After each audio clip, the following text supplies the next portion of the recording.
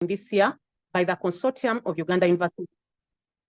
It is the second webinar, and we all attest that these webinars have been of great use and value to us as the library and information science community. Today is another opportunity that we have. This webinar is about critical literature review. It's very, very important. I'm going to introduce our facilitator shortly. But before that, allow me read you the program. We are going to have opening remarks from the chairperson of the Research and Publication Functional Committee. And then we shall go straight away into the presentation by our facilitator, who I'll tell you soon. And then we shall have questions and answers. If you have any questions, I would encourage you not to interrupt the presenter, but rather put it in the question and answer, platform. Yeah, and then we shall have closing remarks. We intend to finish by midday. So, but before we go into that, we would like to have a word of prayer. And we have many participants. Let me request one of us to lead us into a word of prayer. I can see Caroline Ilako is on. Caroline, you want to lead us into a word of prayer? Please, let's humble ourselves for a word of prayer. Heavenly Father, we want to thank you for this day, for this is the day that you have chosen that we may attend this webinar. I pray that we shall attain all the knowledge and skills in regards to literature review. Thank you, Father. We bless your name. In Jesus' name I've prayed. Amen. Amen. Thank you so much, Dr. Amen. Caroline, for leading us into that word of prayer.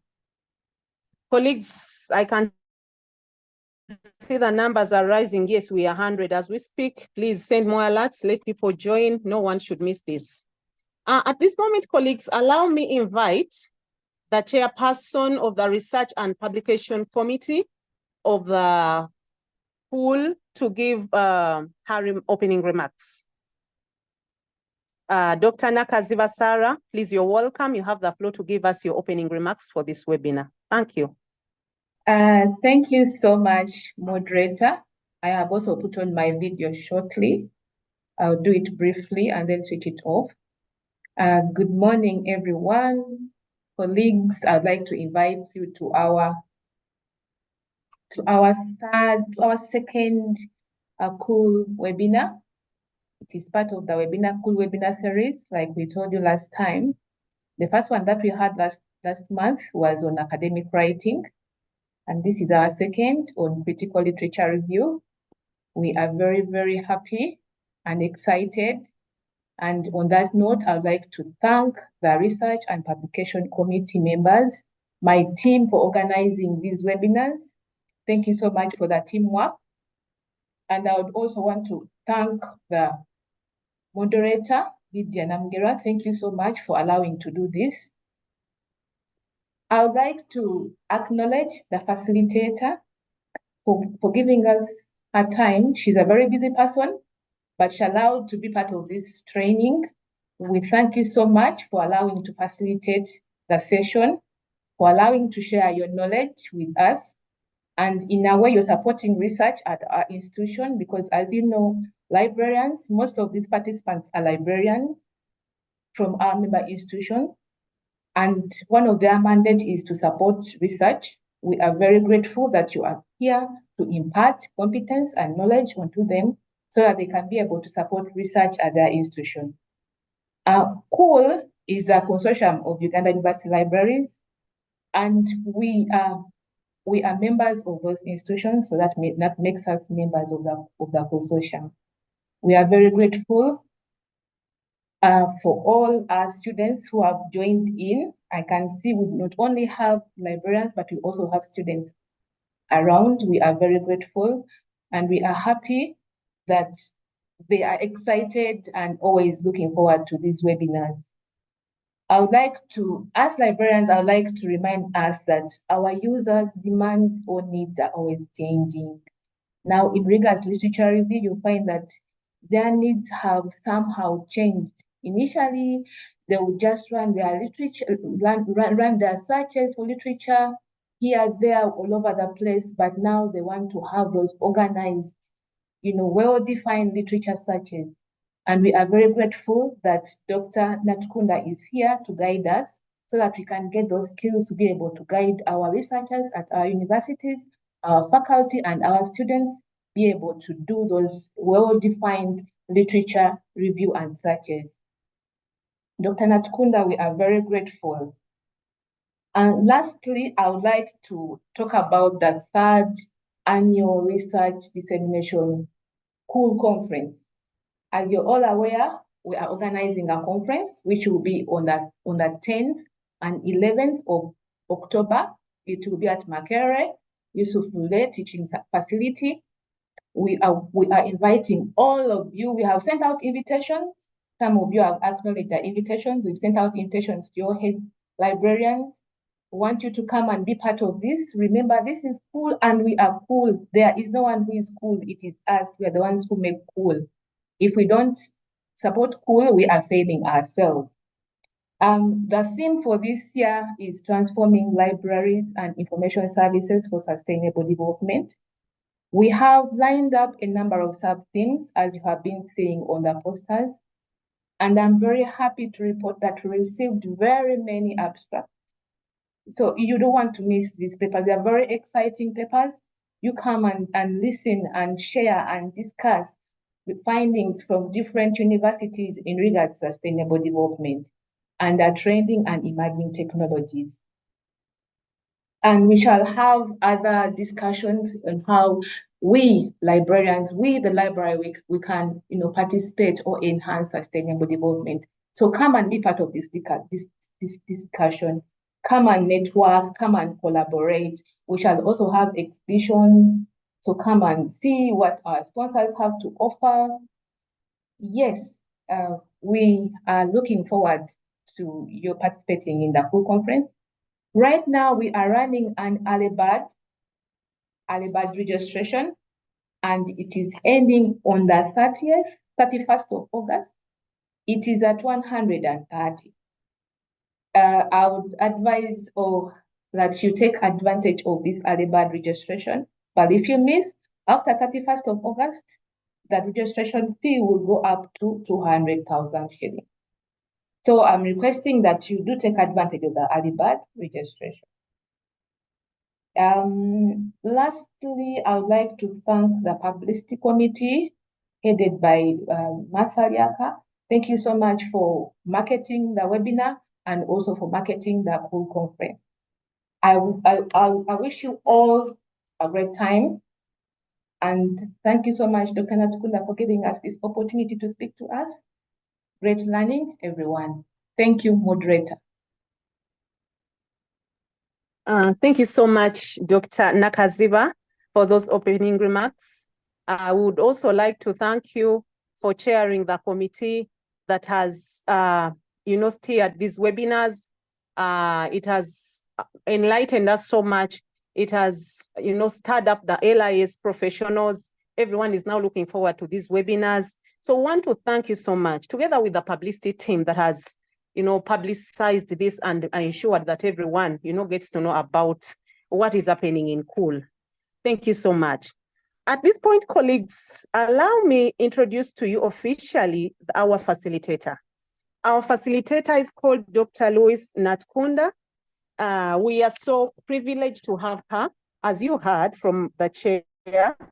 She's a very busy person, but Dr. Natukunda, we appreciate that you saved time to come and share with us wisdom.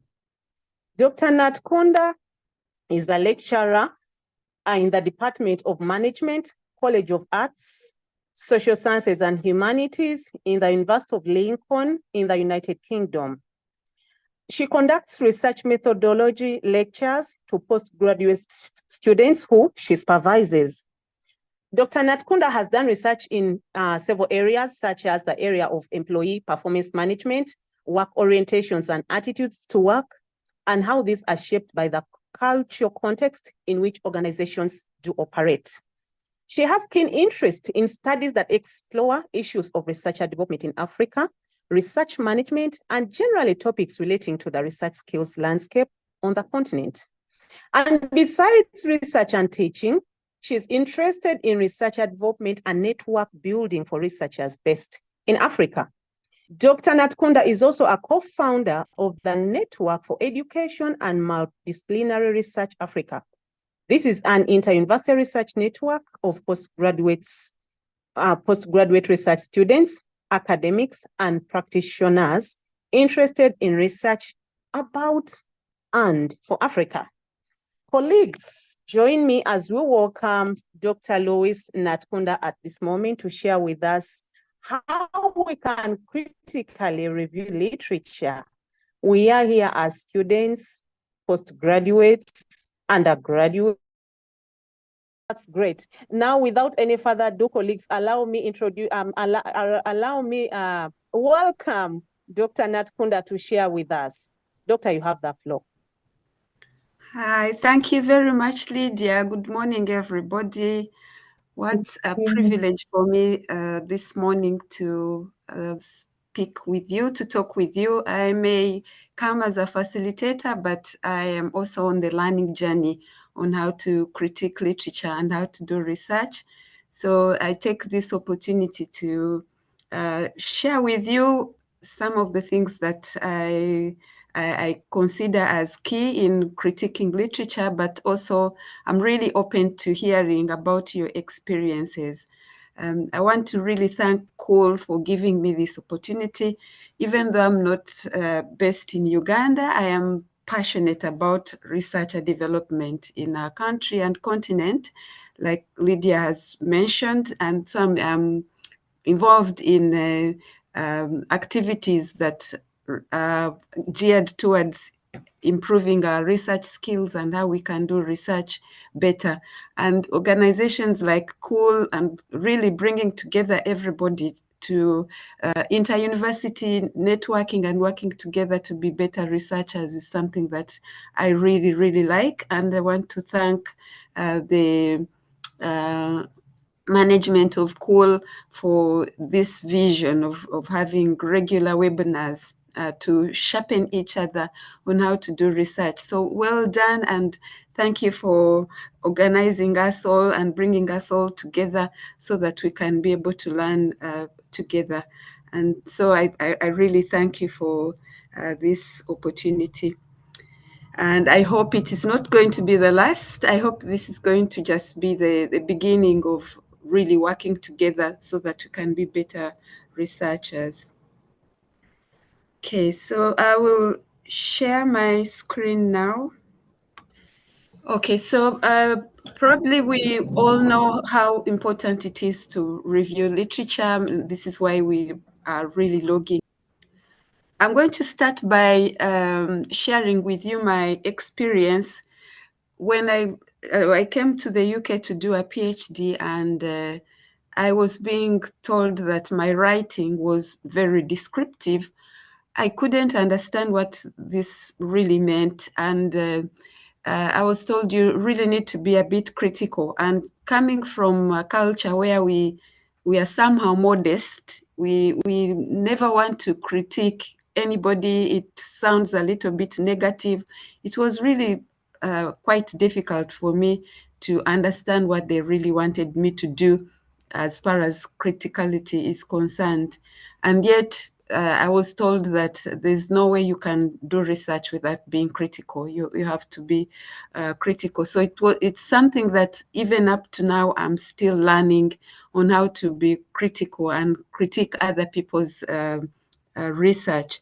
So if you're struggling to be critical in your review, or if your supervisors have told you this is really descriptive, then you are not alone. It's a journey, and there are different tips and various ways on how to really do it. And we can be patient with ourselves and learn step by step. So what I'm going to do this morning, I'm going to give the background talk around literature review. So what is literature review? Just to recap on what we already know, what literature review is. And then I will also quickly mention why it is important. Why do we, it's really key that we do literature review in our studies. Why is it important? What's the role of literature review? And then, well, if we know the role of reviewing literature, we cannot just be descriptive in our literature reviews. We have to be critical. So what does that really mean? And what is it not? And then I will also explain why it is important to be critical. And probably by the end of this point of why it is being critical, some of you who are as modest as me, who have modest attitudes about other people's writing, will know the importance of being critical, and then you can begin to break out of that shell to really evaluate and analyze other people's research. And then I'll also put in something to do with where do we start from. So if you have not been critical in your reviews, how do you start? Where do you start from? How do you do it? And then I'll also share practical tips on how you can read literature with critical lenses. For any literature review, it's your literature review is going to be as good as your reading. So the amount of reading that you put in is going to determine the amount of review, the quality of the review that you do. So the quality of your review is as good as the quality of your reading. And so we do not critically review unless we critically read. So I think this is quite important to note that we need to be critical readers before we can actually critically review. And then, of course, our literature reviews are communicated through writing. I just heard from the chair for CUUL that you had the last webinar was about academic writing. So probably now you have an idea on how we write in an academic manner. An academic piece is not the same as, for example, a newspaper piece or a blog or a story or anything like that. So you probably already know how to write in an academic language, but I'll probably add in more about how we can write critically. And then I also provide for you learning resources. Maybe being critical is not something that we can pick in this 1.5 hours or something like that, but we have to do private learning, and there are some exercises that you can use to be able to improve our critical reading and writing skills. And I'll provide you with some learning resources that you can use to improve your skill in being critical. Okay, so let's start with what is literature review. Of course, maybe most of us already know what this is, but it's a systematic way of collecting and analyzing previous research, which means that it's not an haphazard procedure. I've heard that we all now need to know how best we can actually collect. And before we analyze, we have to be very skilled on how to search for literature. It's a very important skill, especially now that there's a lot of literature out there. You can be buried in databases that are so full of information. So it's a skill to really be very intentional and not spend a lot of time and be not only effective on finding the right literature, but also being efficient. And that's also it's an important skill on its own, and maybe I would encourage the consortium to organize something around it on how to search for literature. And maybe after this seminar, I can have a side chat with Lydia on someone I can recommend to engage, for us to really learn on how to search and manage literature, because it's one thing to search for it, but also sometimes when you're doing your literature review, you may think, where did I see that article from? Where did I put it? And so there's skills for searching, but also managing literature. And I know someone very good at that, and maybe we can invite him at some point to give us those practical skills on how to find the right literature and how to manage it and use it and manage it. I will concentrate a lot more on how to synthesize the literature this morning, and synthesizing that literature is being critical. So literature review is searching for and analyzing previous research, and it's an evidence-based in-depth analysis of a subject. I think this is one way of calling it literature review. I will share examples of literature review, and one of them is an in-depth analysis of a subject. It's also some people call it identification of what research has been done or performed before, and then what topics require further investigation. And it can also be called an account of what has been published on a topic by accredited scholars and researchers. I think this tells you that we do not invent the wheel when we do research. A lot has already been covered. So this is what we call literature review.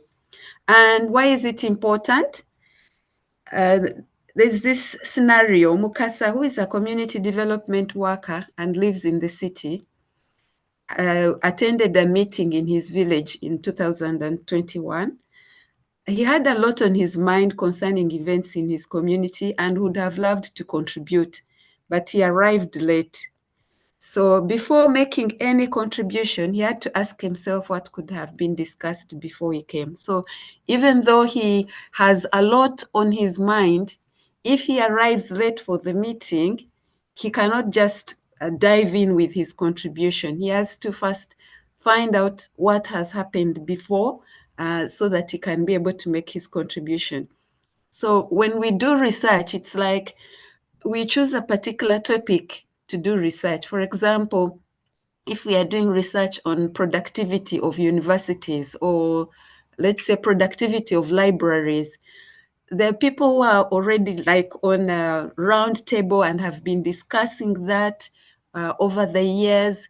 And even if it's a new subject, sometimes, like for example, use of artificial intelligence in research, if you're doing research around that, and you can see sometimes students write and say, there's been little research done around artificial intelligence. But if you're to dig a little bit deeper, you realize that this discussion has been on for years and years and years. So which means there are like people on a round table. They have been talking about these issues, and then you're coming to find space on that table. And so it's quite important that you first find out what kind of people are sitting around this table, what kind of language are they using, what have they said, and what are they missing, so that when you come to join the table, then you are able to justify why they should allow you to come in their discussion. So the thing is that it's important to review literature to acknowledge that actually other people have already been talking about the issue that we are doing research on.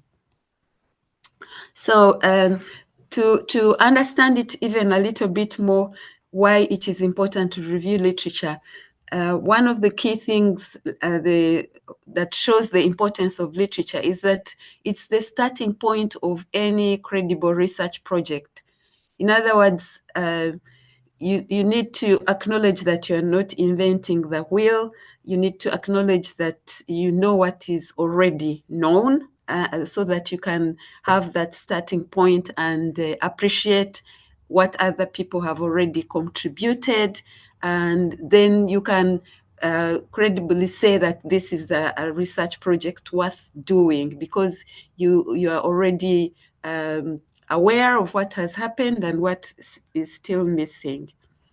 And of course, we do this literature review to confidently demonstrate understanding of published work of others, but also to determine the extent to which our research questions have been already tackled. So we come in and say, okay, this is a question, we don't understand the productivity of libraries in Uganda, but at least we know how many they are, at least we know what students are talking about them, at least we know what is available in these libraries, but we still don't know blah, blah, blah, blah, blah. So you are able to show the extent to which your research question, if you're looking at productivity of libraries, at least you're able to confidently show the extent your research question has been handled. But also, our literature reviews shape our arguments about the significance of our research. When you're going to defend, for example, your research proposal, and you want the committee to approve your study, then you have to shape that argument and convince everybody. It has to be, you have to have ordered persuasion that your research is worth the time and the money.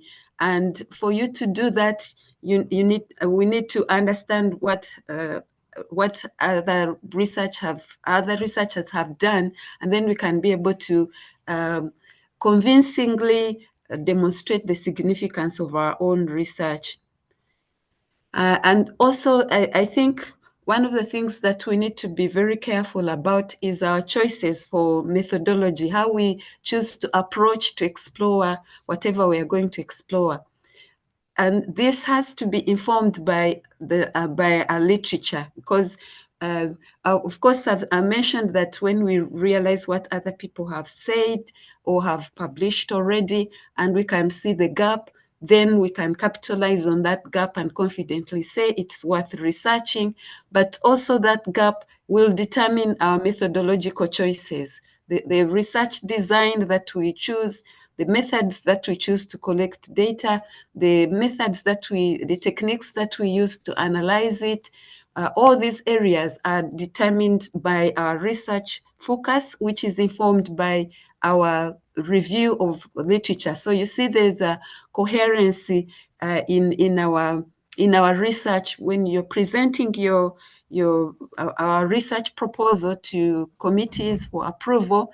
Then we have to really convince them that our methodological choices are appropriate, because this is what we have found missing in literature. And so, for example, if we find that if we are, I'm going to probably carry this example through, if you're studying the productivity of libraries and you're trying to study, you look through the productivity literature on productivity of libraries, and you find that some information is already available, like, for example, how the availability of resources, the turnaround time, or the support that is given to students. But probably then you realize that the information that they have, how is it relevant to current issues in the community, in community development? And you're confident to say that all the research that has covered about productivity of libraries does not tell us the extent to which their performance or the performance of libraries is relevant for contemporary community issues.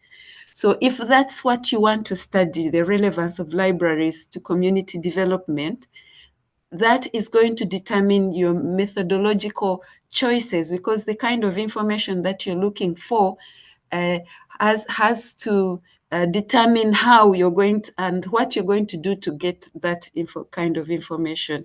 And without proper literature review, you cannot justify your methodological choices appropriately.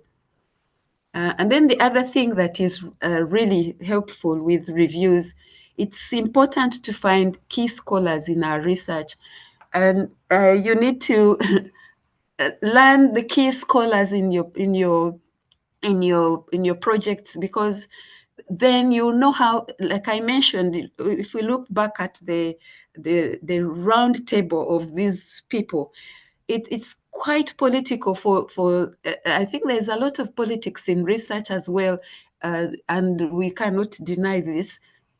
For you to be allowed to sit around that table, for example, to penetrate their journal, to publish your work there, the people around this table are the ones going to be reviewing it. So it's important that you identify them. This is why when you're going to publish your paper, you cannot just send it to any journal. You have to find who is already in this journal, who is talking, who are the editors, who are the reviewers, what kind of language do they use, how do they talk, how do they define the concepts in this area, because they are the gatekeepers. They will not allow you in unless you understand them. So reviewing literature, we not only find out what other authors are saying, but we try to learn and understand who the key scholars are for further conversation. It might not be in-person conversation, but you're going to be conversing with them at conferences. I had an announcement of a conference. You're going to meet the people who are doing this research, and you have to during the break, when you're picking a cup of tea or bread, you have to go and speak with them, and you speak with them from the knowledge of what they have been publishing. That's how you penetrate their area and say, okay, I've heard you're a researcher in research and development in Africa. That's interesting. I have read your work. I find this and this issue, and then you strike the conversation with the right people in your research area. Yeah, and then of course, then literature reviews also help us to affirm our credibility as someone who is knowledgeable in your chosen area. This is why we have to spend a lot of time reading literature. Okay, so I'll quickly, I'm about to dive into the meat for this webinar, which is criticality in reviewing literature. But just before that, I just thought I should also throw in a bit of a talk on the types of literature reviews. The first one is systematic review, which adopts explicit approaches, and they are often quantitative approaches. There are protocols that are followed in systematic literature review, and it's a cornerstone for evidence-based approaches, especially in medicine and health. So probably you've heard about the talk of introducing GMO mosquitoes to fight malaria. Before that happens, the people in health, in public health and in medicine, they have to do what is called systematic literature review, where they devise, there is a specific question, and then they devise a specific search strategy. It's quantitative in a manner. They will be mentioning how many journals, how many papers. They have like metrics that they follow, and then the analysis is done in a systematic way, and results are also reported in a very systematic way. The other approach to literature review is what we call narrative and integrative reviews, and these are the ones that we commonly do in, for example, in our academic work when we are doing a master's dissertation or a PhD thesis. We commonly do narrative or integrative reviews, which is aiming at advancing our general understanding of the area that we are doing research on.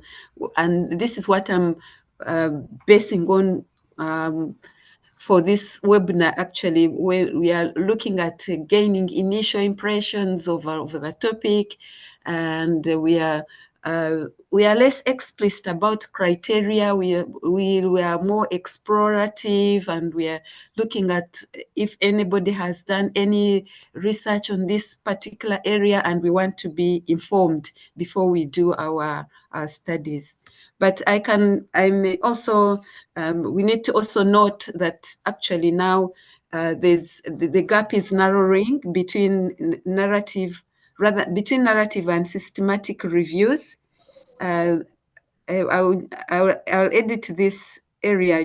It should read systematic reviews versus narrative reviews. The gap is narrowing to make narrative reviews also more systematized. Actually, and they call it systematized literature review. So when you're reading literature about literature reviews, you find systematic literature review, but you may also find systematized literature review, which means narrative reviews, but also in a very organized manner with particular protocols, but do not necessarily qualify it to be a systematic review like it originally used to be called. Okay, so I will now quickly go to being critical. What does it mean to be critical? I told you I came to the UK to do my PhD from a background in Uganda, where your lecturer is right, somebody who wrote a textbook, they are correct, and you feel you should respect their ideas. You don't talk back to the elders and things like that. And I came to an education system where even students really question you, and not that you should take it personal, but they are just used to being critical. And it was a little bit challenging for me, but I'm going to show you later that it's quite important. And when you realize that it is important, then you begin to break out of if you are in that shell like I used to be, and I still struggle. But when we realize its importance and how it is acceptable, then we can develop the skill further. So to be critical, I use this analogy of a tip of an iceberg. So if you read an article, usually a research article has one or two arguments. So an argument might be that university libraries in Uganda are productive or efficient or something like that. An article might just be pushing out this argument. And indeed, even in our writing, we need to know what's my argument? What am I? What's the discourse? What am I putting? The iceberg. Or for example, let me say, if somebody is writing an article about from gender studies, and they're saying that women in 2024 are empowered, the woman of the 21st century is an empowered woman. That will be their argument. But below that tip of the iceberg is a huge. There's a lot of things that we can analyze, that we can unearth it's just when you read an article, there's that information, and it's usually in the abstract and in the conclusion. It's only a tip of the iceberg. So we go beyond, and when we read or write literature, if we just summarize that tip of the iceberg, then we'll be told that we are very descriptive. So being critical is going beyond summarizing and describing and explaining things, so that you can be able to bring out the underneath issue that is actually much bigger than just the tip of the iceberg. It's analyzing and evaluating the evidence. If you say that women in the 21st century woman is empowered, or university libraries in Uganda are efficient, where is the evidence? And when you get that evidence, you have to evaluate it. So you exercise judgment. It means that in being critical, we can hear your voice. You have exercised that argument, and rather that your judgment on the argument that someone is putting forward, and you present that evidence, a reasoned argument. You reason the presentation of another person, you judge it, and then you present your evidence. Being critical is not necessarily pointing out fault or fraud. It's not unhealthy criticism. This is what I used to think, that I should find fault in other people's writing and say this was wrong, this was wrong, this was wrong. You've sat on you've probably attended vivas where panelists, for example, are just finding fault here, failures of the presenter's work. That's not being critical. It's not unhealthy criticizing. It's analyzing the evidence for the argument that has been put forward. That's what being critical is. And I think Bloom's taxonomy, maybe some of you are aware of it, or it's popular in education, and how education should not just be, the bottom bit. You should not just be remembering things. So if you read an article and recognize facts and you can recall them, that's good enough. But Bloom's taxonomy tells us that that's not enough, and maybe it's used a lot in critiquing education. That, for example, if someone goes into an examination room and remembers everything that was taught and puts it on paper and goes out, that's not quite enough. But maybe they are better off if they understand it. Remembering it is not enough. If they understand the facts and what they mean, that's a better step forward. But even much better step forward if they can apply what they have understood. That's very good.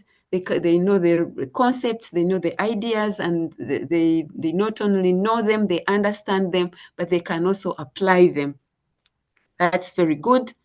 But better still, if they can analyze these and break them down into various components and analyze them and see if they can change them, if they can rearrange them, that's also very good enough. Rather, that's also very good. But even better still, if they can evaluate these and judge them, judge the information and these ideas and weigh them and maybe categorize them and place them in different places, that evaluation is good.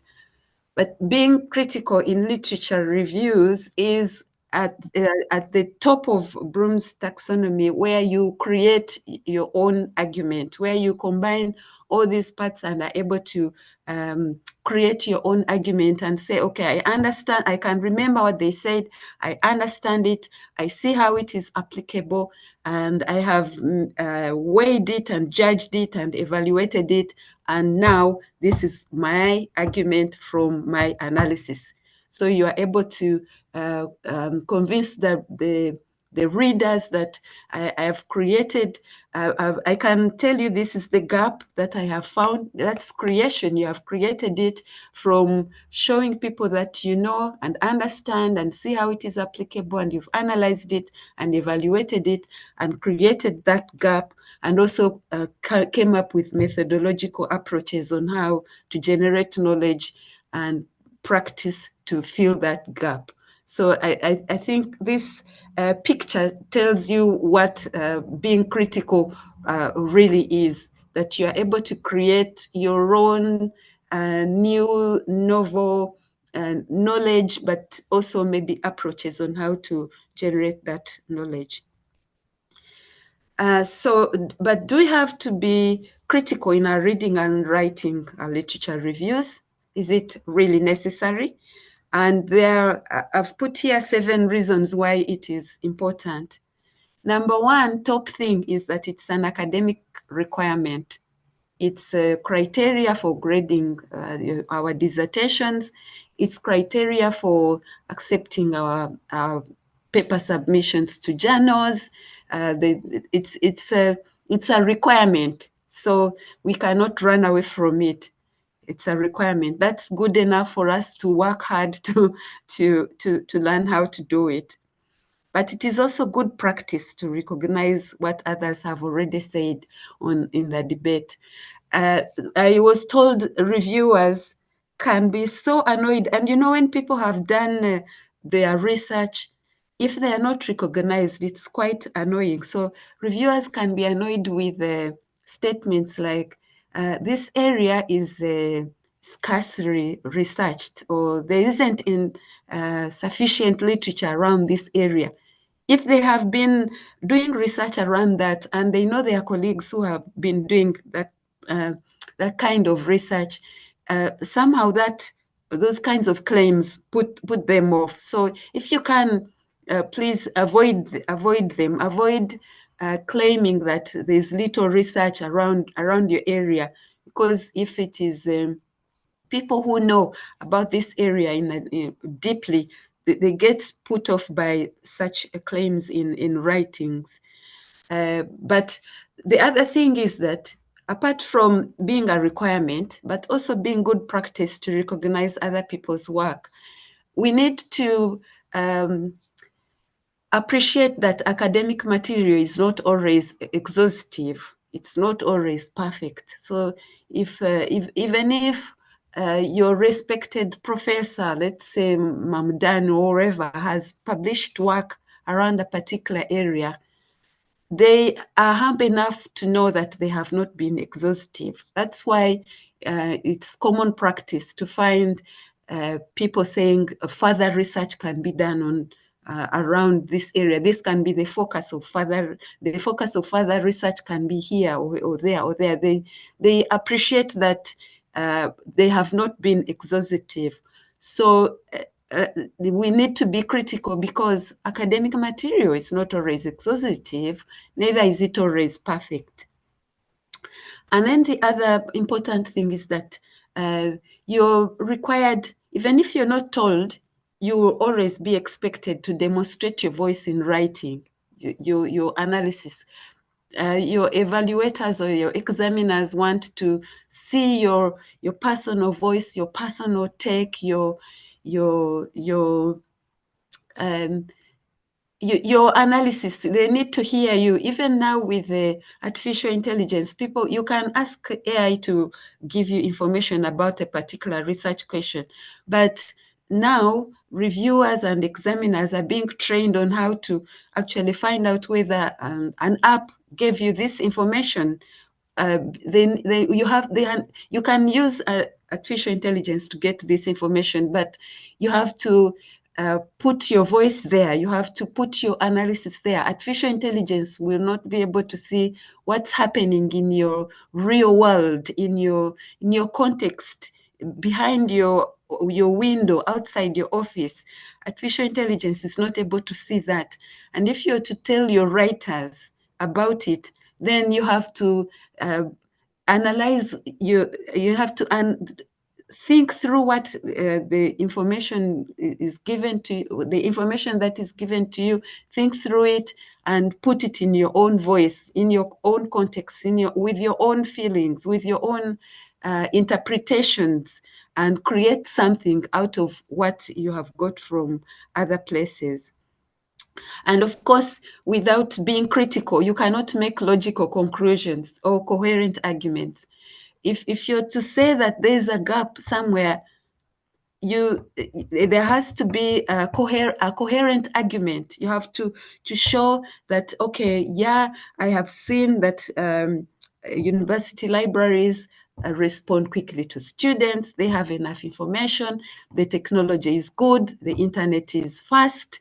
The universities are now, because there's a consortium, the universities are talking to each other, so there's no replication of information. But there's a bit of silence about engaging communities. So you have that, you have a coherent argument that is done by being critical, by evaluating and analyzing the information that you already have. And of course, there's no way you can demonstrate understanding of the theoretical concepts and information in your research area without being critical, without being analytical in the evaluation. That's the only way you will demonstrate that you have understood, because there's no way you can demonstrate understanding without evaluating something, without analyzing something. You have to analyze the issue, then you're able to convince your readers or your hearers that you understand the theoretical concepts. And then finally, critical analysis is important for problem solving and societal well-being. We all know the issues that our societies are grappling with, and we are not doing research for just the sake of it, maybe publishing a paper or getting an award. We all know that the bigger satisfaction is if we can be able to bring about solutions to our society and make a bit of a contribution. It might be small, but our research, if it can make a bit of a contribution to bringing about a solution to our problems, then that's what would bring even a deeper satisfaction, a legacy. And if we are to actually bring about solutions to societies, we have to be critical and analyze. So I hope this slide has convinced you that you need to, we need to be critical, and we need to aspire to gain the skill on how to be critical. I think I may just have to go very quickly now. I had prepared an opportunity for us to share on tips of how to be critical. Maybe some of you are already doing it, but I will just move on now for the sake of time. But I've shared these slides with Lydia, and probably they will be shared at the end, and you can click on this link and be able to see what other people in other presentations have, the tips that they have given, but you also have an opportunity to add your own tips there. So it's an online live area where you can keep going and share your tips. If you stumble on something that really helps you to be critical, please put it there for the benefit of others as well. And if you have a question, you can also put it there. So it's an interactive forum that you can use to share tips on how to be critical. So I'm going to share now on how to be critical. I mentioned at the start of the webinar that your review is as good as your reading. So which means that we have to spend quite a lot of effort in reading. Of course, I know that there are struggles. Our reading culture is not that good, and the discipline of reading, with a lot of disruptions around us and lots of things that we need to do, the discipline of reading is something that can be difficult to pick, but we can try. We can work hard to be good readers. A good researcher is a good reader. So we have to spend our time reading. And so when we are reading, what can we do to be critical? These are some of the areas that you can evaluate. When you read someone's research, you can check their research coverage. What have they covered in terms of time? When did they do the study? For example, they might have done the study around how students express themselves in class and class management, if you're doing a research in education, and how to manage classroom management, for example, and what students do in class.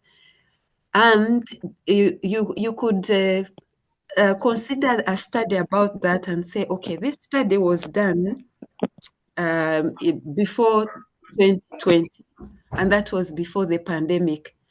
Did the pandemic, pupils being kept out of school for a long time, did that could it have affected the way they behave in class? Please. I don't like it that way. Yeah, you don't have to do that by singing. Colleague, kindly mute. Colleagues, let us mute, please. Yeah, so you can build that argument and say, I've seen a lot of studies. They mention how to manage the classroom and the behavior of pupils in class, but there's something that still intrigues us. Did isolation, did COVID and lockdown and keeping pupils out of society affect the way the classroom is managed, or their behavior in class? So you can evaluate people's work depending on time as well. In terms of, you can look at the coverage in terms of time. It is also logical for you to look at the coverage in terms of geographical coverage. So if somebody does a study on efficiency of libraries, and maybe most of the studies that you are looking at are studies that are around urban areas, and nothing is covered around rural areas, or if somebody has made a claim that the 21st century woman is empowered, but probably most of the studies are around around the Western world, and most of them are probably from South Africa and nothing much around Sub-Saharan Africa. It can also be demographical coverage, like the type of population that has been covered, the kind of participants that were covered. If somebody talks about women empowerment, and most of the studies are looking at educated women, for example, and very little on women who are not educated, or if they are talking about women and they have looked at mature women or older women, and no one is looking at women between the age of 18 and 21, those are no longer children, but they are women. Are they also empowered? So the demographical coverage, so the research coverage, what have they covered in this study? You can evaluate that and see, and don't just explain it. Don't only explain that it was only this research about empowerment looks like the studies are about women who are educated and they are professors, and there's nothing to do with the studies have nothing to do with women who are not educated. That's going to be just descriptive. You need to explain the implication of that. So if women who are not educated are not involved in this conclusion, in this argument, what's the implication? Because if you just explain the difference, then on Bloom's taxonomy, you have moved a little bit high, but then you need to move even higher to say the implications of the possible implications of not including women who are not educated. So you've done very well, picked the gap as far as the research coverage is concerned, but then you go a little bit further to read about the implication of that. I look for more scholars and say, okay, what does that imply if we don't include studies that were done before COVID? What does it imply if we don't include studies that are done in South America? What does it imply if we don't include studies that are done about children and all the studies about adults or the elderly? If we do not include studies about the elderly, what are the implications? Move a little bit further than just describing the research coverage. The other area that you also helps in reading about other people's work is how they conceptualized their studies. And conceptualization is really, really key in research, because if you're going to study, for example, if you say, I would like to study the performance of Makerere University, okay, someone will ask you, what do you mean by performance? Are you talking about the number of graduates every year? Are you talking about the employability of Makerere University graduates? Makerere University performance, are you talking about the number of publications a year? Or is it the extent to which they have changed communities around them? Universities are meant to actually change communities around them. What do you mean by, so these terms that the author that you're reading used, the terms that they used, the phrases that they used, how did they explain them? How did they use them? Could they have had a different meaning altogether? So, for example, I did my PhD research on employee performance management, comparing Western designed models and how they are applicable in the African context. So what did I mean by Western designed models of employee performance management? I had to be clear and mention that I'm saying it's the Western design models. I'm saying that those models that are developed in Europe and America. And why do I say Europe and America? Why do I call it Western? According to me, probably they are the ones that have, for a long time and influenced management and human resource management around the world. So they are the ones that I call Western designed models. What if another person defined Western in another way and included probably China and Asia, maybe the whole of Asia, and includes, for example, South Africa or any other developed economies? They may call that Western, but in my research, I didn't call that, I didn't call Western every developed economy. I didn't term it as Western. I said it's Europe and America, and it was well defined. So when you're reading, you have to have these lenses and find out, what do they call performance of a university? What are they defining as empowerment? They're saying women are empowered. What do they mean by empowerment? How did they use these phrases? Could it have a different meaning if we used it in a different way? And then the other thing that you can also read critically is the method of data collection and analysis and their process of interpretation. So you can look at this, the method that they used. Was it coherent with the information that they were looking for? Does it actually help them to analyze? The analysis that they used, is it linked to the argument that they are making, the conclusion that they are making?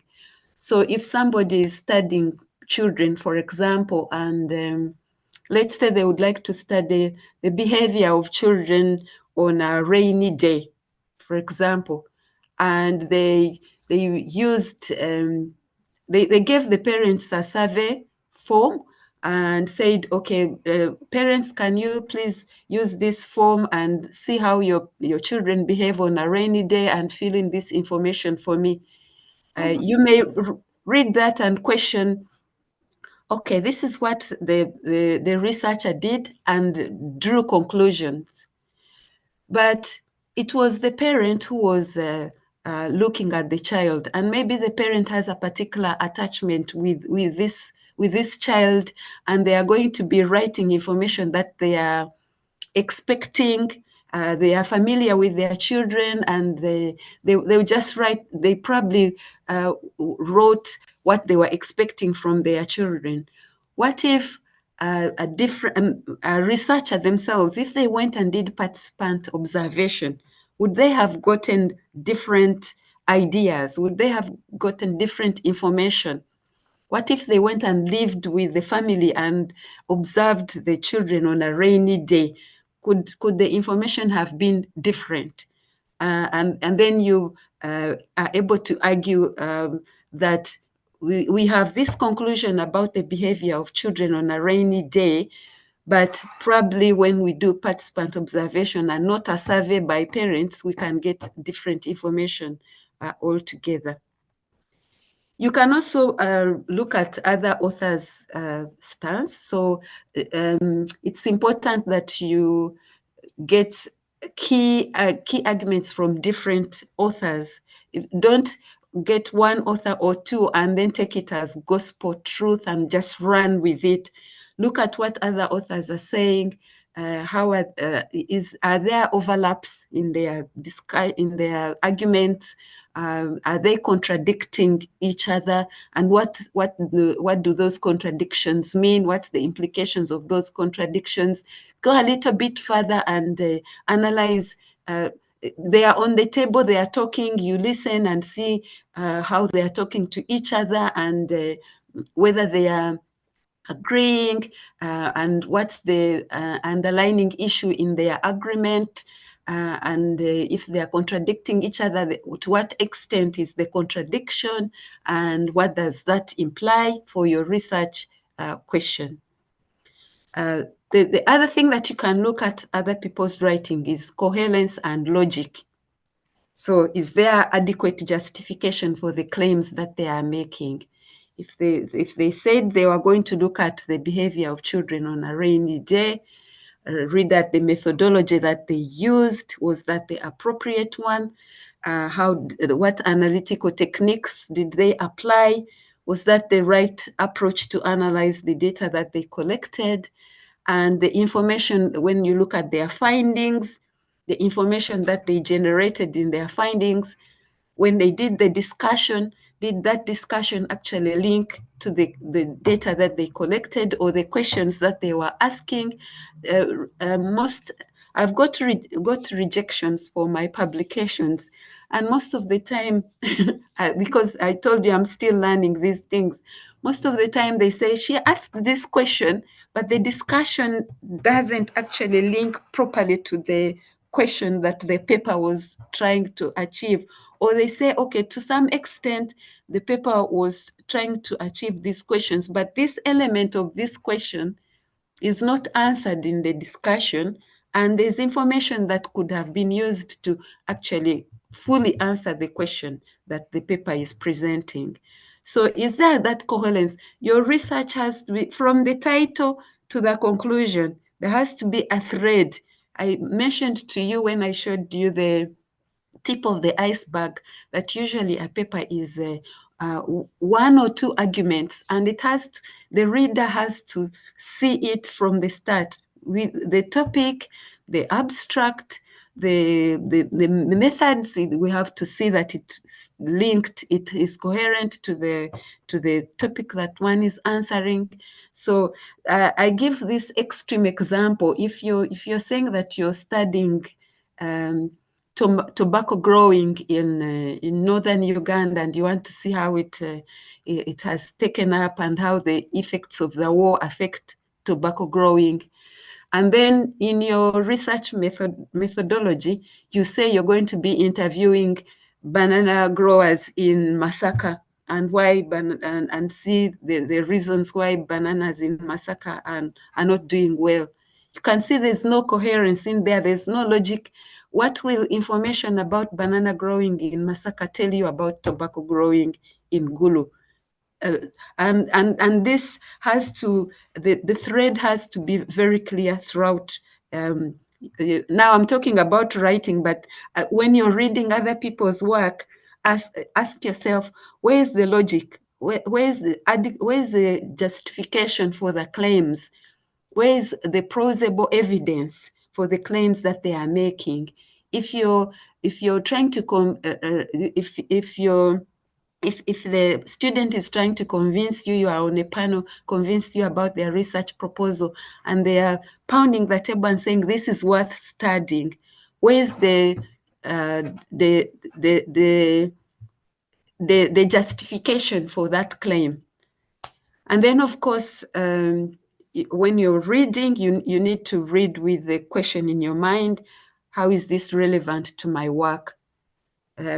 This is quite an important question because it is also very important in literature searches. You have to look how the information is applicable, how is it relevant to your research question, your inquiry.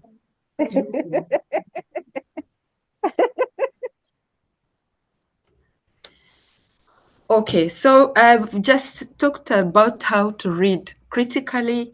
So you can check people's research coverage, you can check the methodological approaches that they've used, you can check the coherence of their writing, look for plausible evidence of their arguments and the implications for that.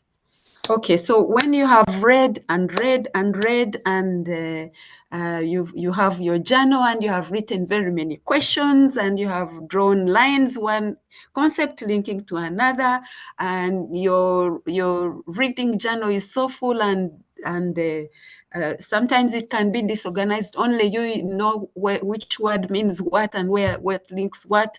If you don't have a data journal somewhere where you, whether it is a physical one, like me, I'm still old-fashioned, I like to write down things, or whether you are using a software to manage your reading.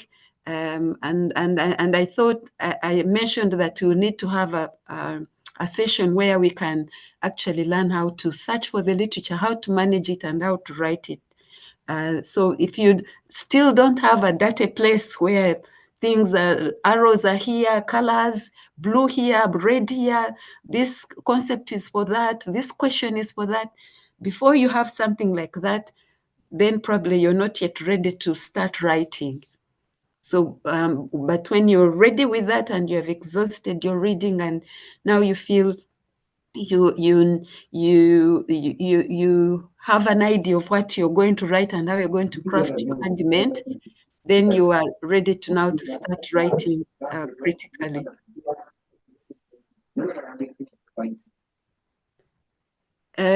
Recently, when I had already developed these slides, I attended a session where a very productive professor told us her tip on how to be productive in writing.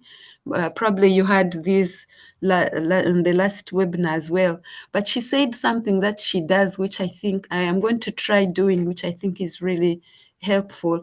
She said she incubates her writing. She goes into a period of incubation, and she called this period, she takes around 2 hours where she has disabled the internet. You know, the distraction that we can have on our writing. So she disables the internet. So this means she's not on social media, she's not attending to her emails or anything like that. But she takes these 2 hours to write like a skeleton of what she wants to write, like to shape what do I want the readers to get. What's my idea? And of course, you cannot go into incubation if you haven't read a lot. So you would have read a lot to inform your mind so that you go into incubation and put your mind on paper. So for 2 hours, she puts down her skeleton. I want to write a paper about efficiency of university libraries in Uganda. And your literature would have informed you. Your dirty journal would be full with colors and things, and then you sit down and structure. What do I want my readers to get? How am I going to structure it? Where is going to be what? And then she does that skeleton for 2 hours, and that helps her to write. And I thought I should mention this before I give these tips on how to write critically. But the thing is that you need to state your objectives quite early enough, point the reader to your argument. What's the tip of your iceberg? Put it there as quickly as possible. And then you need to show how literature answers or not answer your question of inquiry. And this takes giving the implications of the argument, of the evaluation of the literature that you have been reading. You evaluate, but also give that implication. And that implication is how literature answers your research, the question of inquiry. Then you can highlight the inadequacies in the literature and give sufficient grounds for your argument. So don't just state your argument, give sufficient grounds. Apply ordered persuasion. Persuade your reader that this is not covered and it is important in this manner, and this element is not well articulated because it is missing A, B, C, D. And since A, B, C, D is missing, this is the implication for not having A, B, C, D in the argument. So apply ordered persuasion. You have to convince yourself that you have, we have to be like lawyers for our work, like build that ordered persuasion. And then you also need to show how your argument advances existing literature or existing research, the gap that really it fills. It's like knocking on the door of that that round table. Can you please allow me in? They'll be asking, what do you have to contribute? What do you have to offer? Where is the gap? And then they can be able to listen to you and say, okay, come and talk to us. The people who will be examining your publication or the people who will be reviewing your publication, or the people who will be examining your dissertation or thesis, they'll be, what are you saying? Where is the gap that you really want to fill? And then when you're ready with that, be assertive. So this thing of being modest and you want to please not annoy people and things like that, as long as you're not criticizing in an unhealthy way, be assertive, because you have the evidence, you have the plausible evidence for your argument. Be assertive, put your point forward. Everyone wants to hear your voice in your literature reviews. Everyone has to hear your voice and not the voice of other people, because if you put there the voice of other people, you'll be just describing. But be assertive and provide information, interpret it, evaluate it, and write well. Use the right phrases, avoid jargon, avoid cluttering many points.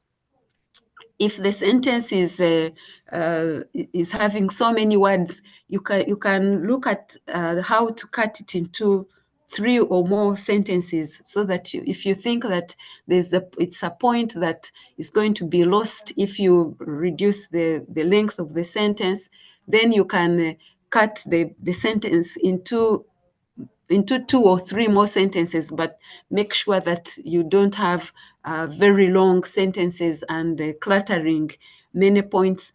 You need to ensure that you are also like signposting your reader.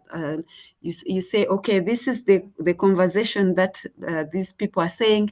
They have some discrepancies, or they are not agreeing on a particular area.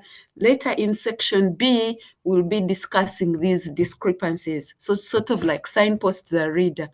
Or maybe you can say, we've already seen that there's an overlap on the definition of university performance.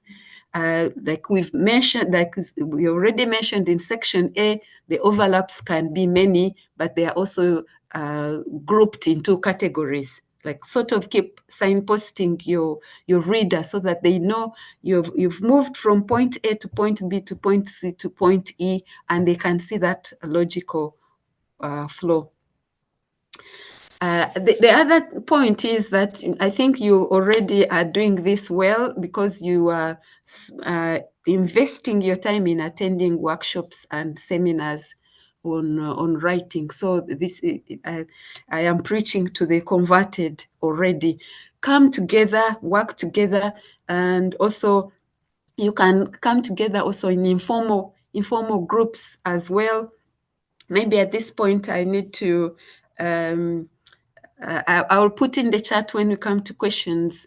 I am trying to organize people to come together to work, to write in what we call social writing, social groups, when you meet with other people and work with them. I'll put this announcement later on during the question time. This is also a clickable area, academic phrase bank.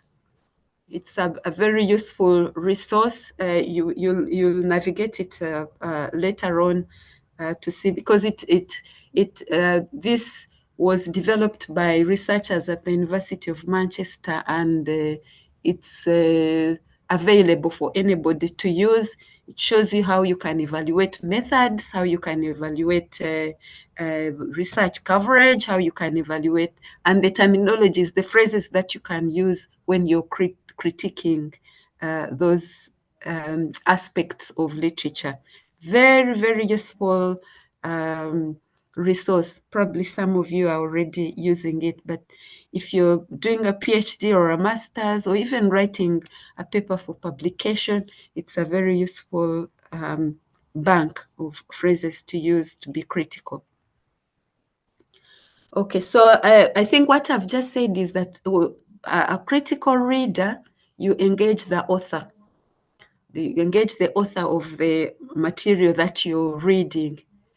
But when you're writing, you bear in mind that your readers will also engage you. It will be their turn now to engage you. So you have to bear them in mind. Take good care of them and write critically. So already anticipate the kind of questions they are likely to ask. If you're making an argument that is just falling from heaven and you don't have plausible evidence or ordered persuasion, you know your reader is going to be confused, and is going to. That's when the examiners start to shoot questions and you know, but sometimes there can be unhealthy criticism. So when you're a critical literature review writer, bears in mind the reader. If you make an argument, then you have to bear in mind your reader to try and bring them to your side and convince them that your argument is plausible. Then the general practical tips is that you need to be disciplined. It's very hard, really, really hard.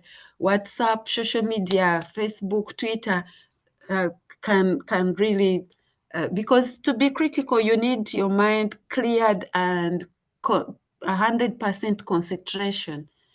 And I think one thing that social media has done for us is that it has taken our ability to concentrate away, because you see the information on social media is not organized information. One area will be talking about Bobby Wine, then another area they will talk about something, maybe the war in Israel, then they will talk about something about thieves in Kampala, then it will jump on how to make money on TikTok. So you, within less than 30 minutes, your brain has had so many topics. So you've gone through politics, you've gone through wars, you've gone through community, you've gone through the economy, and somehow your brain gets really, really scattered. And yet in literature reviews, And like what I have really said, how to properly evaluate other people's work means that you have to spend some time concentrating, and our concentration levels for our brains and everything have really been disrupted by social media, and bringing that discipline again. Because when I was in high school, we used to sit somewhere with a book or a novel and sit and read it for even hours and hours. Sometimes they'd say lights out, but you keep under your blanket with the book for hours and hours. Now that's a little bit difficult, and with research, to be able to be critical, we have to bring back this discipline, and we need each other to help ourselves. And searching relevant literature, I already mentioned it's a skill, and I heard that it was one of the expectations for this webinar. I'm sorry I haven't prepared that, because I know that it is a huge topic and which really needs proper understanding. I've left this name here, Conrad. I think we'll talk with Lydia about Conrad, because I think it is somebody that might be invited to do this. He's very good with how to use software to manage your literature, how to search the literature, and also how to manage it.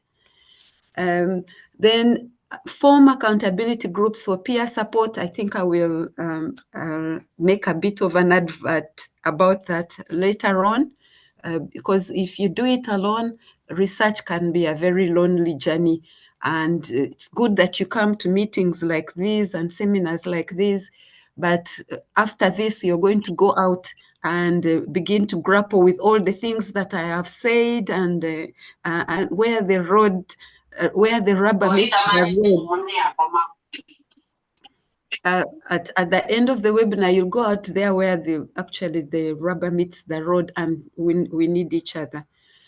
In the introduction, Lydia mentioned that I am a co-founder of this network, which NIMRA, which includes postgraduate research students, academics, and practitioners, everybody involved in research for and about Africa. I also left the website here for anybody who is interested. I would encourage you to join this, and let's work together to develop capacity for research, but also to do good research for Africa. And the learning resources are available on this last slide. Of course, there's a link to Academic Phrase Bank and other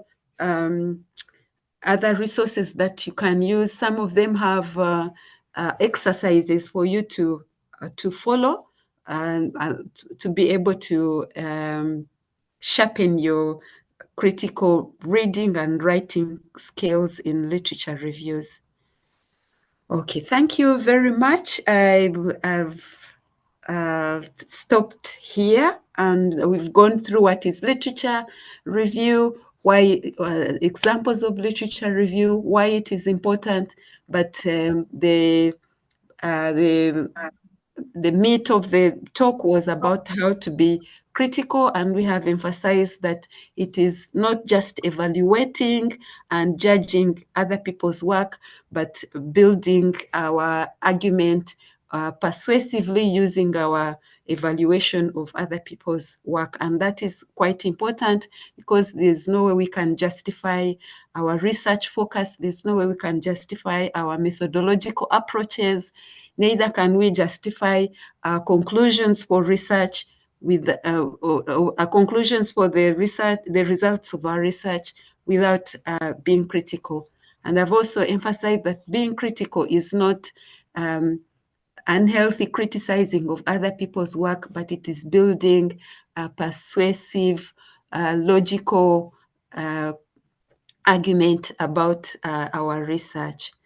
Thank you so much, and I look forward to further interaction about this and learning together on how to be critical in literature reviews. Thank you. Thank you so much, Dr. Natukunda. That was a very insightful presentation. You mentioned several issues that were really interesting to me. And before I invite, we have a couple of questions. By the way, we are managing our time very well. Am I audible, colleagues? Yes, you are. Okay, that's great. We are managing our time very well, and I believe by noon sharp we shall be done. We have a couple of questions that I would like to go into, but before that, I also have observations. To begin with, Dr. Natukunda, I would like to thank you so much for this presentation. It has been very insightful, and some of the comments we have in the comments. Thank you for this insight, Lydia and Ansuksa. Then Zip said, Loice, that was a wonderful presentation and so insightful. So I'd like to add my voice onto theirs to thank you so much for this indeed insightful presentation. When you mentioned the reasons why we need to do critical literature review, this is not an area that is so comfortable for many of us. You know, if there is anything you'd like to avoid, it is reviewing literature. It is a white elephant to many of us. And so what you said, but this is something that we cannot dodge. It is used as a criteria for grading our dissertations.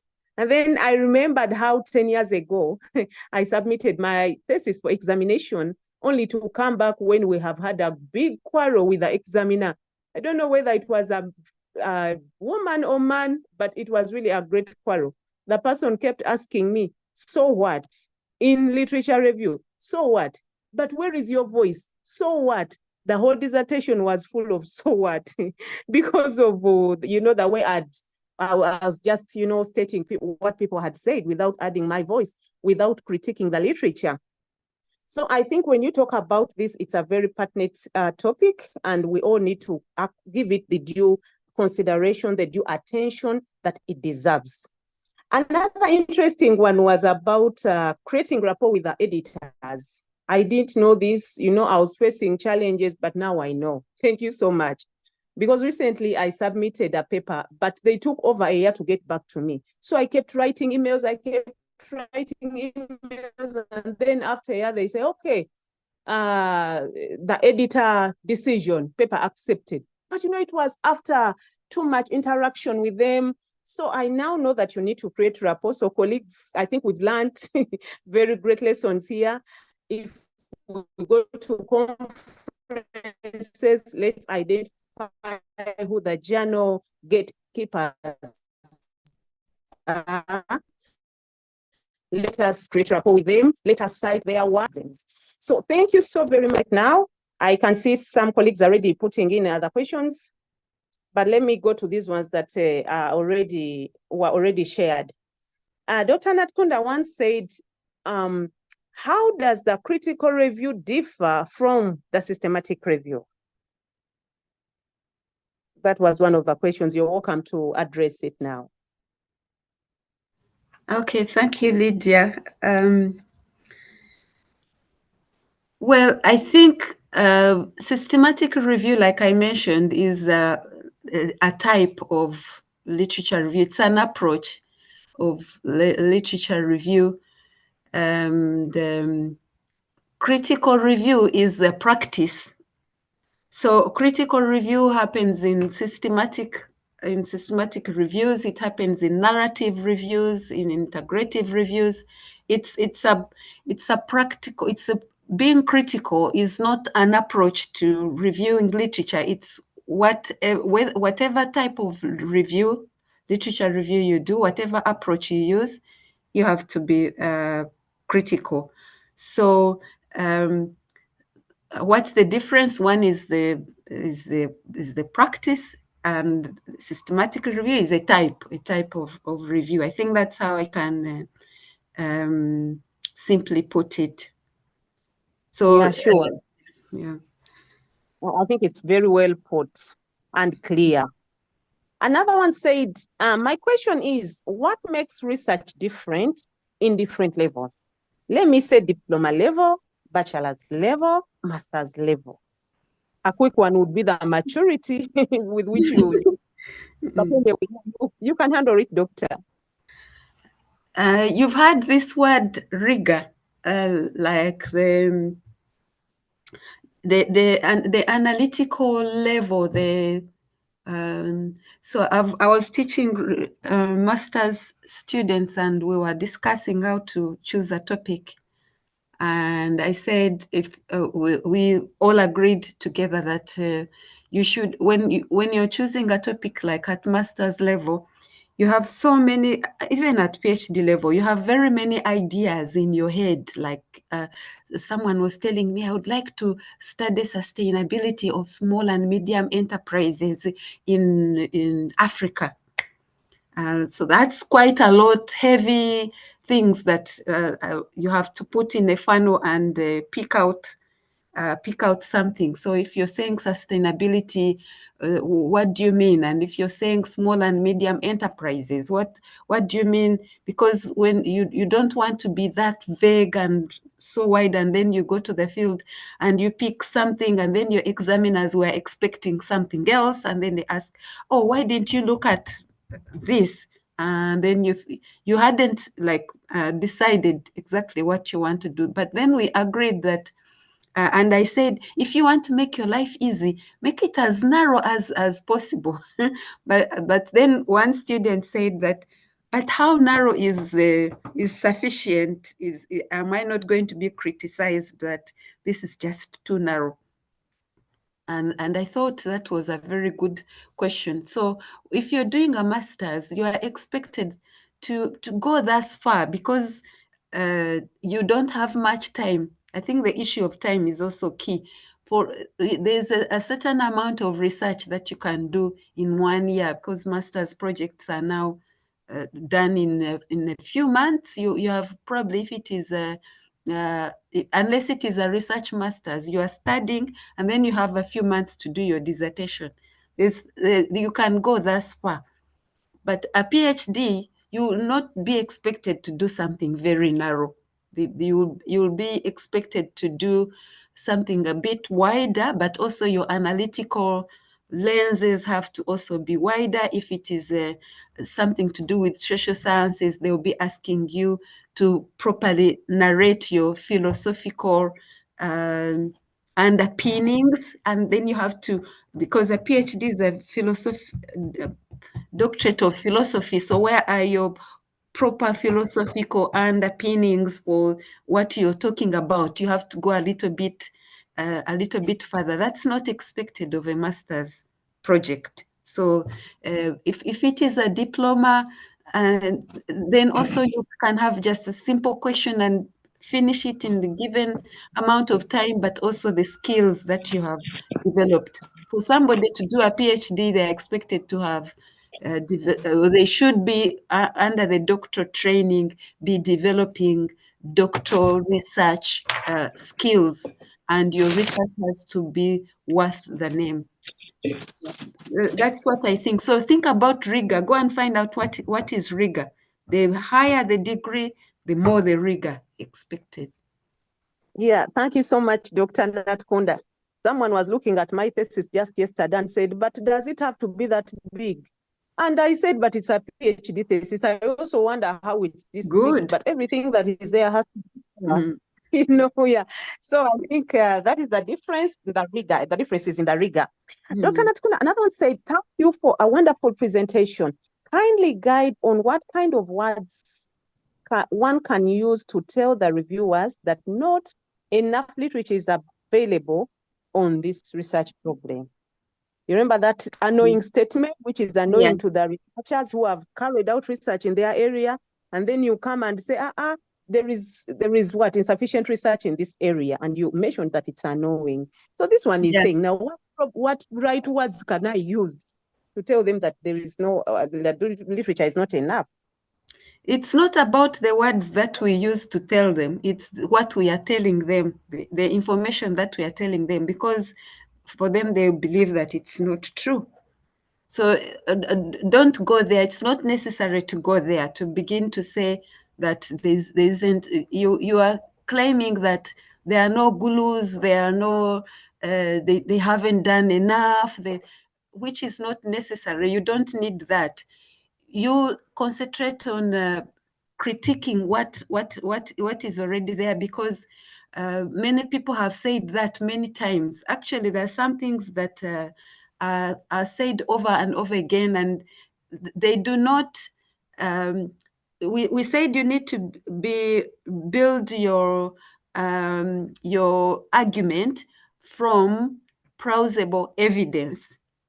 Okay, so if you have done a systematic review, which has lots of protocols, and you have followed those very deep protocols, and you can build your argument to say that this literature is not sufficient, and you have plausible evidence for those words, or whichever terminologies that you use, or whichever language, however you shape them, you need that plausible evidence. We said don't describe anything. Have sufficient evidence, logical flow of your argument. So if you think that saying that there isn't sufficient evidence on sufficient literature on your study, and you think it is important for the argument you're making for your thesis or your paper, then provide plausible evidence. Maybe you have done a proper systematic literature review, and you can see the protocol that you used, the steps that you used, the methods that you used to review the literature, and you've come up with that conclusion. So don't aim for that. It's not necessary. That's what I would say. I don't know the words that you'd use, but the words that you would use have to have evidence. Critical writing is about providing evidence for your argument. Okay, thank you so much, Dr. Natukunda. What I get from that explanation is about being honest. If there is research, please go ahead and read that research. What is unknowing is you to dismiss or to leave out the available research, and then you confidently say, there's no research, yet it was not read. I think that is where the trouble is. Yeah, so thank you so much, Dr. Natukunda, for that clarification. Another one says, can this critical analysis be similar to gap identification? Can this critical analysis... we can't say critical analysis equals gap identification, but we can say critical reading and writing explains the gap. When we critically evaluate literature, then we are able to explain the gap. It's just one of the benefits of being critical in our reading and writing. We are able to justify the gap, but we are also able to do other things, like I mentioned, why it is important. I shared 7 areas, 7 benefits of being critical, and one of them was to actually identify the gap in our study. But it does more than that. It helps us to justify our methodologies. It helps us to be confident about the argument that we are making. It helps us to gain respect with the authors of the works that have gone before us. It helps us to structure our work well. It helps us to convince our readers, but also, among all those things, it helps us to identify the gap in research. So critical analysis is not equal to gap identification, but critical analysis enables gap identification. Yeah. Okay, thank you so much, Dr. Natukunda. Another question actually is answered in that response. It says, what happens when there is literature gap, little literature for a subject researched? How do I proceed with this kind of, I think he meant how do I proceed? I think you embark on that journey of research, because then you have identified the gap to fill. I think it is as simple as that. Yeah, use that gap to drum up your research objectives. Why you, and also the justification for your research and the justification for your methodologies. You have, when you properly identify that gap and it's plausible and you can show where it's coming from, you have created a very nice foundation for your feet to be firm, a solid rock to say why you are using these methods, to say why you want to do this kind of research, to justify your objectives. It's you've found a story. That's what you do with the gap. And sometimes it's not necessary to try and claim that you will fill the entire gap. You can say this is an issue, but this study will try to fix this. At the end of your study, you can say further studies can continue and add more knowledge. I have added thus far, further studies can add more. Yeah. Yeah, thank you so much, Doctor. Another one is, please do share the literature management software we can use more so for a PhD and master's research. Please do share the literature management software we can use more so for a PhD and master's research. They are the usual ones, Zotero, the usual. I think, Lydia, we need to talk afterwards about when you search for literature and you are not very good with how to manage it. It can be hard work and confusing. Yes. And I will link you to Conrad, who can give maybe at later stage when you organize another webinar. It may be helpful to do this. So EndNote, Zotero, all these resources are not very difficult to use or complicated to use. If somebody can sit you around and just give you a few tips, and then they are user friendly. Someone can, and they make your life very easy. When I was a student, I used to have a spreadsheet putting all the literature that I've had, and then create a file somewhere to download PDF and put them there, and then I confuse where they are, and it was but a software is life-changing way of managing. Yeah, it is as life. Maybe at this point, members, allow me communicate that all these topics that we are talking about, reference management, are going to be covered in our monthly webinars. Good. So just ensure that you keep, following these webinars, you keep attending them. For example, we have one that is also coming soon about literature review. It will go in depth. It will cover the other, aspects that have not been covered here. So all those things will be covered. Let me just tackle a few questions because we have to stop at midday sharp.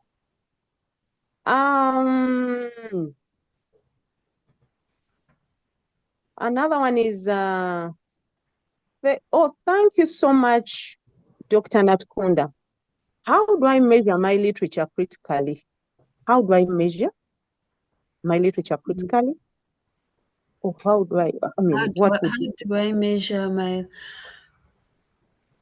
maybe you want to say, how do I evaluate myself to say that I have been critical? Yeah, and I think you have explained this ably, you have explained that ably. Yeah. Also try to work with peers. Let other people read your work and they'll tell you this is descriptive, or you are making this claim but you haven't given evidence, or you have given the evidence but you haven't given the implication of the evidence, or it's not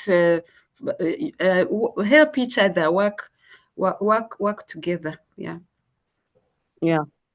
Another one said, my question is, you rightfully commented on the reading culture, and it appears on the African continent we converse or talk a lot, but more often than not read less or research less. How best can we improve reading, writing, and research culture within African universities? I've been at NIMR, I've been thinking about how to take this bull by the horns, because it's really difficult. Even writing, for you academics, you have to write grants, proposals, and write papers, but sitting down and concentrating and writing, it's hard. So we are trying to work together. I think I'll put a link in the chat for anybody who is interested on how we can come together, inter-university small groups, and beat up each other and be accountable to one another, and maybe sit somewhere and just put all our phones in one box and say no one is touching the phone. If you touch the phone, you are the one who will pay for our lunch. Let's just read. Let's just get on with it. We just have to find practical ways of supporting each other. And I'll put in the chat a link where you can register to be part of this if you're struggling to develop this discipline and you think that social writing might help you. Yeah, exactly, Doctor. I think we have to be intentional, much as it's not easy. We just have to be intentional. One time, my professor said that to be able to write, keep the butt on the chair, sit there and don't leave. Yeah. That was so interesting. But I think another thing that we are getting lately is the distraction of social media. And like you said, if you're to concentrate, you need to switch off the internet. You need not to receive the WhatsApp messages. And you know, say now I'm getting these 2 hours to develop this idea. I think it's about being intentional, really. Yeah. And I think our last one will be, thanks, Dr. Natukunda. Scientifically, meta-analysis and systematic reviews are at the helm of the evidence hierarchy. But how do they differ? I've seen that question in the chat. I'm not very conversant with meta-analysis. It's something that it's a question that I wouldn't be able to intelligently answer. But we can continue the discussion. If you have WhatsApp groups or any other online forum, can you please share it there, and maybe other experts might. I'm not very confident about meta analysis. Neither am I confident a lot about systematic reviews because I haven't done them. So I am sorry, I'm unable to answer that. Yeah, thank you. Like we mentioned to the participants that we shall have more webinars, monthly webinars coming. And you know, when you fill that form that we gave you, we are able to get feedback, and then it will help us to know the right direction in which to move. So colleagues, I think we have